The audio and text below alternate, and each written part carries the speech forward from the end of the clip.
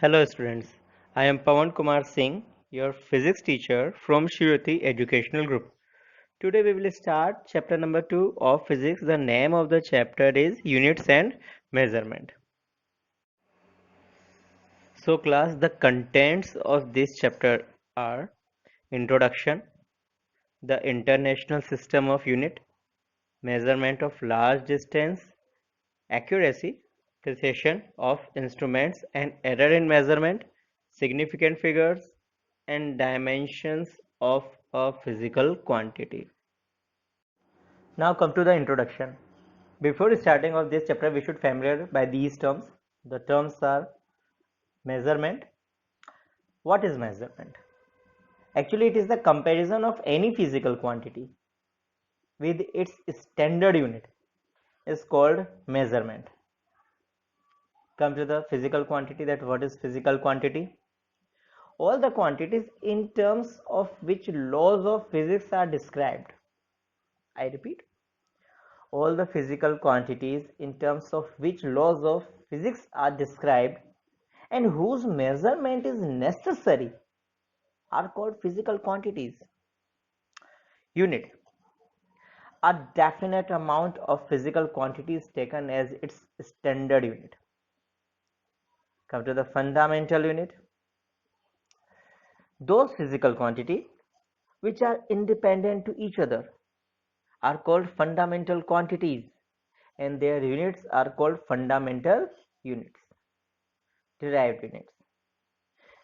Similarly, those physical quantities which are derived from the fundamental quantity are called derived quantities and their units are called derived unit. So students, in our present time we are using SI system, but we should familiar about our previous system which we have already been used. The systems was CGS, FPS, MKS. So one by one we will discuss it. So first of all, come to the system of unit. A system of unit is the complete set of units in which fundamental and derived both are included for all kind of the physical quantities. The common system of units which is used in mechanics are given below. You can see. First of all, we will discuss about the CGS system. In this system, the unit of length is centimeter, the unit of mass is gram, and the unit of time is second. Come to the FPS system. In this system, the unit of length is foot, the unit of mass is pound, and the unit of time is second. MKS system. MKS system and SI system are most similar type of the system. So MKS system. In this system, the unit of length is meter, the unit of mass is kilogram, and the unit of time is second. Last one, SI system, which is very important for us.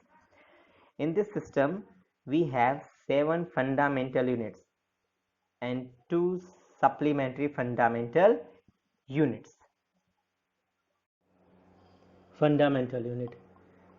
This is the table of the 7 fundamental unit, and you have to learn these fundamental unit. So pause the video for a while and write down all the fundamental unit in your notebook. Okay, the fundamental units are length and its unit is meter, mass whose unit is kilogram, time unit is second, temperature unit is Kelvin, electric current unit is ampere, luminous intensity unit is candela, amount of substance unit is mole. Okay students, you have to learn these all fundamental units. Okay, continue with the fundamental unit. There are 2 supplementary fundamental unit also. These are plane angle whose unit is radian, solid angle whose unit is steradian. The unit for a plane angle is radian with the symbol RAD, and the unit for the solid angle is steradian with the symbol SR. Both these are the dimensionless quantity. Now come to the derived unit. Those quantity which are derived from the fundamental quantity are called the derived quantities and their units are called derived units. Now come to the next topic, measurement of large distance. Parallax method. Basically, this method is used to measure the large distance. Large distance, such as the distance of the planet or a star from the Earth, can be measured by the parallax method. What is parallax? Actually, it is the apparent shift in the position of an object with respect to another one. When we shift our eyes sideways, and you have already seen when we see an object from one eye, and if we switch off our one eye and open our another eye, we observe that the position of an object has been changed. So this one is the parallax. Now come to the diagram. The distance between the 2 points of an observation is called the basis. In this diagram it is denoted by small b. Now theta is the parallax angle and also known as parallactic angle, and s is the point whose distance from the observer we want to measure. This is the distance from the two viewpoints or observation. For far away planet, generally b upon d is very less than 1. Hence AB is taken as an arc of length and B and D is the radius with S as a center. So D equals to B upon theta. Now we should know about the conversion between the degree and radian. Basically 1 degree equal to 60 minutes, and this is equal to pi upon 180 radian also. 1 minute is approximately equal to 2.91 into 10 to the power minus 4 radian. 1 second is approximately equal to 4.85 into 10 to the power minus 6 radian. Now the next topic is accuracy, precision of an instrument, and error in measurement. Measurement is the foundation of all the experimental science and technology. The result of every measurement by any measuring instrument contains some uncertainty. This uncertainty is called error. Every calculated quantity which is based on the measured value also has an error. Now we shall distinguish between the two terms, that is accuracy and precision. Now what is accuracy? It is measure of how close the measured value is to the true value of the quantity. And precision, what resolution of limit the quantity is measured. Now for example, suppose any physical quantity, for example 3.5, it is the true value and we are measuring this value by any instrument and we got the result 3.495. So we can say that 3.495 is highly precise value because the resolution of limit is high. Okay. Next one, error in measurement can be classified as systematic error and random error. Systematic error, it tends to be in one direction, either positive or negative. The source of the systematic error are instrumental error, imperfection in experimental technique, and personal error. Now we will discuss one by one. Instrumental error. Instrumental error arises from the error due to the imperfect design or calibration of the measuring instrument. Now what is imperfection in experimental technique? We will discuss this point by an example. Suppose the temperature of a human body, a thermometer placed under the armpit will always give a temperature lower than the actual value of the body temperature. Now come to the personal error. Personal error arises due to an individual bias, lack of proper setting of the apparatus, or individual's carelessness in taking the observation without observing proper precautions. So these are three types of systematic error. Random error.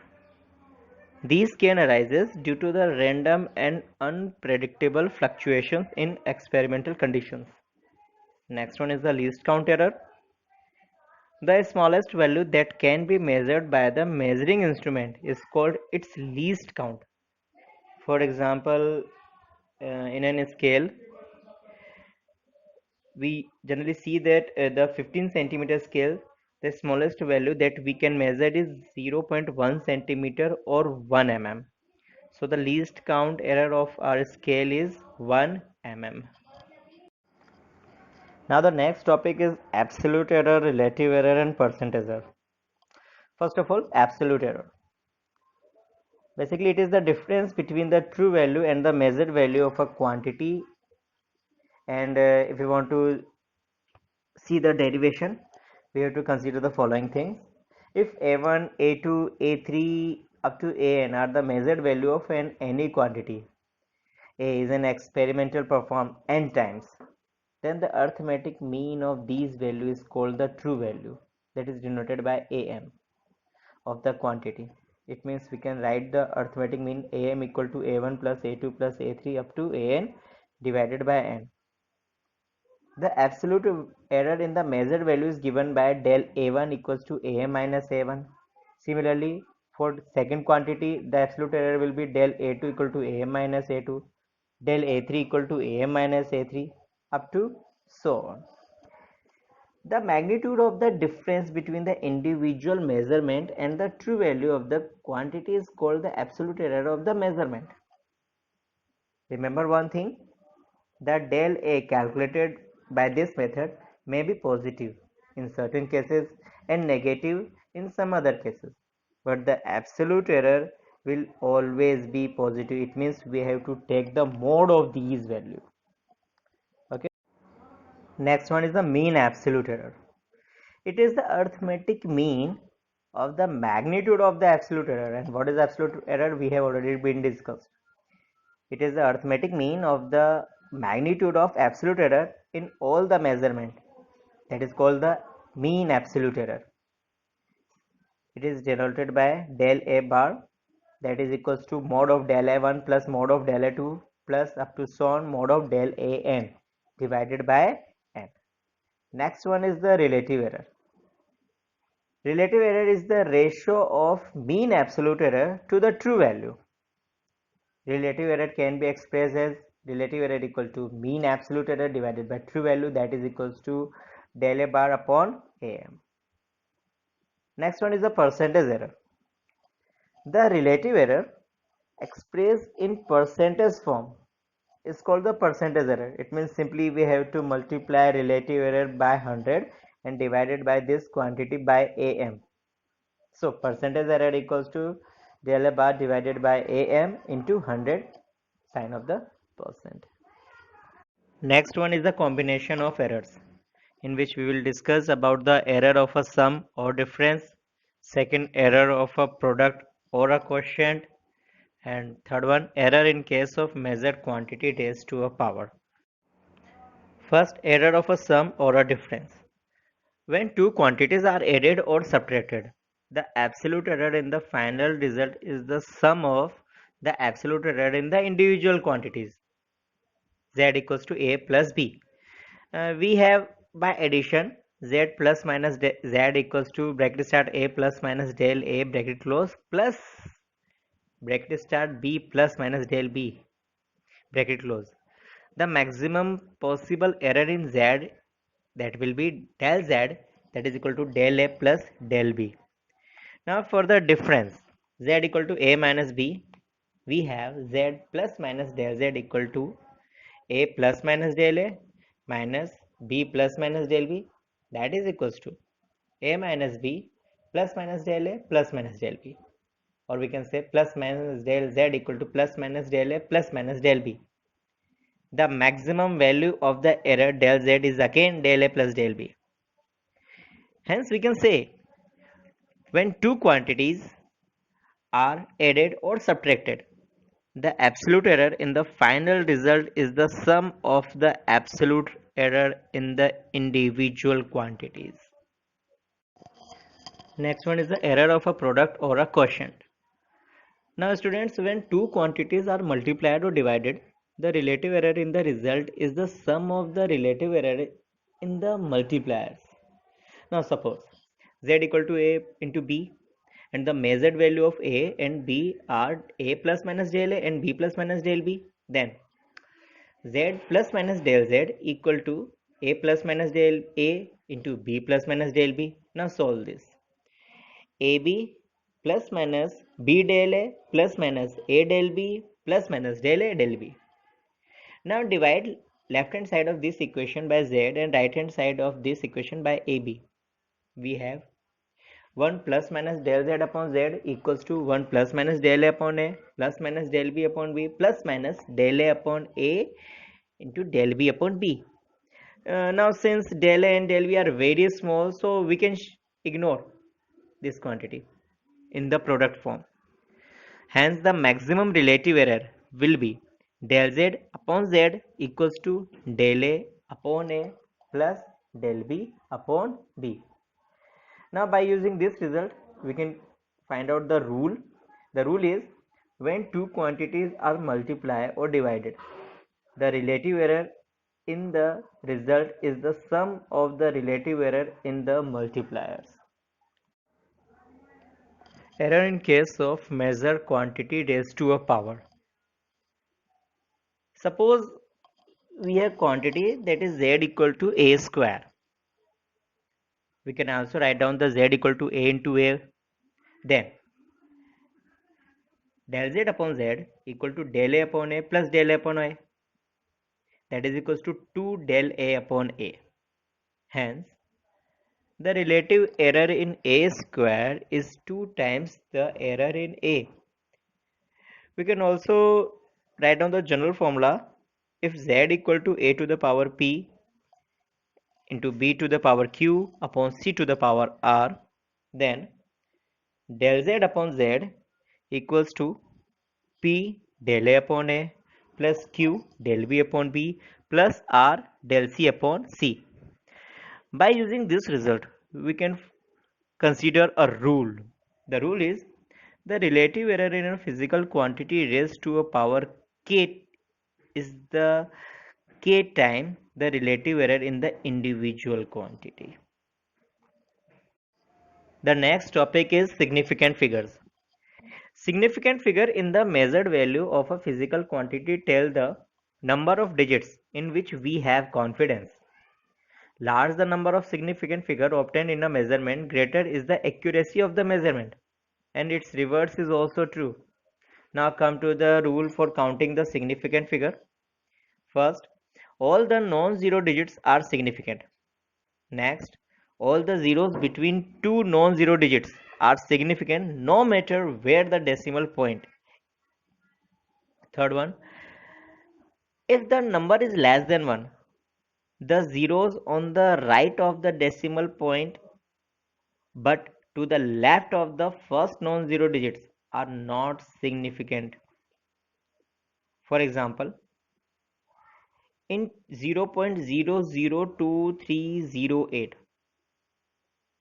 the 0.00, these three digits are not significant. Next one, the terminal or trailing zeros in the number without a decimal point are not significant. Next, the trailing zero in a number with a decimal point are significant. For example, the number is 3.500 or 0.06900 have four significant figures. Students, I will suggest you please keep pen, pencil, notebook in front of you. Okay. Now, next rule. For a number greater than 1 without any decimal, the trailing zero are not significant. Next rule. For a number with a decimal, the trailing zero are significant. Rules for arithmetic operations with significant figures. Rule number 1. In multiplication or division, the final result should retain as many significant figures as are there in the original number. with the least significant figure. Please keep in mind, with the least significant figures. Rule number 2, this rule is for the addition or subtraction. In addition or subtraction, the final result should retain as many decimal places as are there in the number with the least decimal places. Please keep in mind, this is the least decimal places. Now the next one is the rounding of the uncertain digits. There are 5 rules by which we will see that how we can round off the digits. Rule number 1, if the digit dropped is less than 5, then the preceding digit is left unchanged. Okay. And the second one, if the digit to be dropped is more than 5, then the preceding digit is raised by 1. Next one, if the digit to be dropped is 5 followed by the digits other than 0. You got my point? If the digit to be dropped is 5 followed by the digit other than 0, then the preceding digit is raised by 1. Next rule, if the digit to be dropped is 5 or 5 followed by zeros, then the preceding digit is left unchanged if it is even. If it is even. For the odd case, if the digit to be dropped is 5 or 5 followed by the zeros, then the preceding digit is raised by 1 if it is odd. Dimensions of a physical quantity. The dimensions of a physical quantity are the power to which the base quantities are raised to represent that quantity. Note that using the square brackets round a quantity means that we are dealing with the dimensions of the quantity. Now, what is dimensional equation? An equation obtained by equating a physical quantity with its dimensional formula is called the dimensional equation of the physical. Dimensional analysis and its application. The magnitude of physical quantities may be added together or subtracted from one another, but please keep in your mind, these addition or subtraction are only possible if they have the same dimensions. Now, the principle of homogeneity of dimensions in an equation is extremely useful in checking the correctness of the equation. Now, students, please keep in your mind that if an equation fails the consistency test, it is proved wrong, but if it passes, it is not proved right. Thus, a dimensionally correct equation need not be actually an exact equation, but a dimensionally wrong or incorrect or inconsistent equation must be wrong. Now, next one, deducing the relation among the physical quantities. The method of dimensions can sometimes be used to deduce relation among the physical quantities. For this, we should know the dependence of the physical quantity on other quantities and consider it as a product type of the dependence. So, student, chapter has been completed. Now, I will suggest you to go through the chapter by NCERT book again and do the practice of solved example and exercise question of this chapter. Okay, thank you, students.